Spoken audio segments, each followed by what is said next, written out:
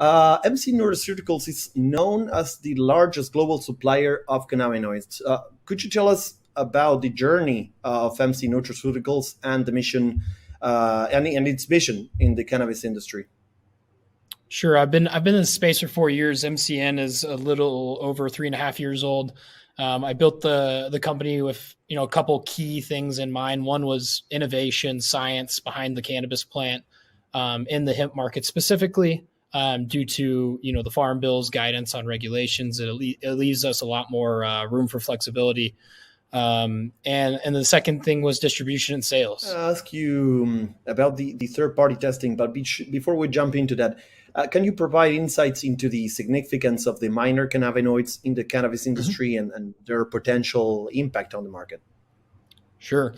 Yeah. The minor cannabinoids, go back into my history a little bit. When I first tried CBN and we didn't make it, I tried CBN and, it worked. It put me to sleep. I probably took about 50 milligrams of CBN and it knocked me out. So that was when I started to understand the beneficial, therapeutic benefits potentially of these cannabinoids, CBC, CBN, CBGA, CBDA, et cetera.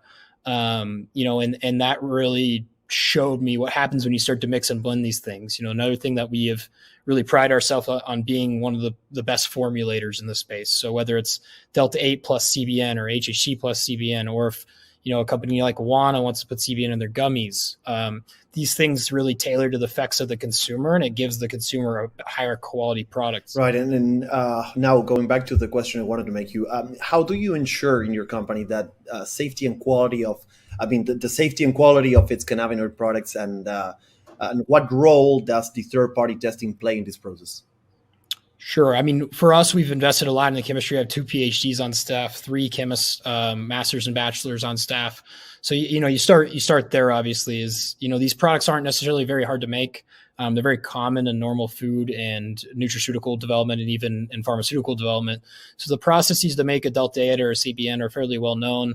And then thirdly, to your third party answer, is because they're so easy, to make, as long as you know what you're doing and you're a PhD chemist in most cases, it's really easy to make sure that everything's third party testing. So the third party part is the easy part, making sure that your pesticides, microbials, mycotoxins, et cetera, are done properly. We never see those type of products in our cannabinoids, for example. It's very easy to remove those things.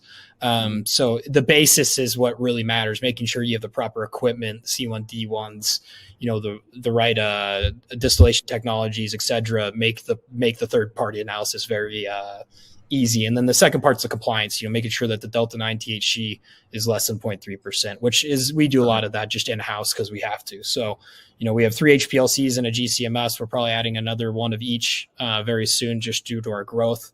And, again, my team makes it all happen for me. But I think a lot of people are starting to see, CBN's made from Delta 8 THC, for example, for the most part. Right.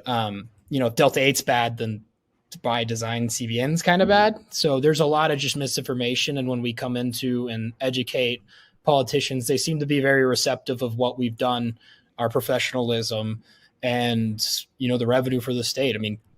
Florida is the biggest cannabis state in the country, and that's just hemp. So it's $6.9 billion at hemp retail sales. California was 5.9 last year. So, right. Hemp is very large. It's Bo Whitney has famously stated that it's a $22 to $35 billion market, I think. So 28 billion, that would make it larger than cannabis. And that's not even talking about the net cash flow.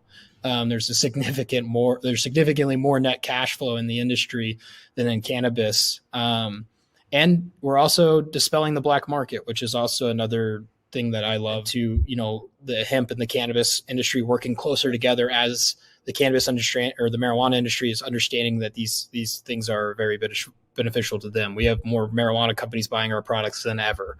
Stizzy, Cookies, and some others have already gotten into the space and just fully embraced it. So I think, beyond that, we're going to continue our mission, which is to keep these things, regulated to a certain degree, but not over-regulated, and making sure that the science continues to evolve and the education is there.